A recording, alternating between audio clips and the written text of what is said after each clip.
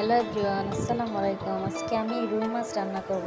প্রথমে 1 চামচ মরিচের গুঁড়া, 1 চামচ হলুদের গুঁড়া আর পরিমাণ মতো লবণ দিয়ে মাছগুলো ভালো করে মেখে নেব। পরে আমি কড়াইতে তেল বসিয়ে দিলাম। সবগুলো মাছ ভালো করে আমি ভেজে নেব। মাছগুলো ভাজা হলে আমি পাতিলে পরিমাণ মতো তেল দিয়ে পেঁয়াজ বাটা, রসুন বাটা দিয়ে নেব। মশলাগুলো ভালো করে লাল করে ভেজে নেব। তারপর 1 চামচ মরিচের গুঁড়া, 1 চামচ হলুদের গুঁড়া আর 1 চামচ ধনিয়ার গুঁড়া দিয়ে দিব। আর পরিমাণ মতো কিছুটা জিরার গুঁড়া দিয়ে দিব। পরে কিছুটা পানি দিয়ে মশলাগুলো ভালোভাবে নাড়াচাড়া করে নেব।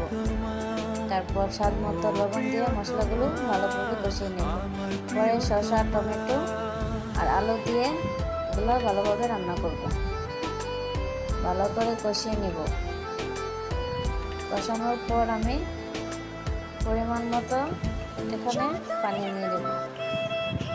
পরিমাণ মতো পানি দেওয়ার পর আমি সবগুলো মাছ, ভাজা মাছগুলো আমি একটা একটা করে পাতিলে দিয়ে দিব। এখন সবগুলো মাছ একসাথে দিয়ে দিয়েছি। ভালো করে জাল করে নেব। এখন আমার রান্না অলরেডি শেষ। কি সুন্দর দেখতে হয়েছে রান্নাটা।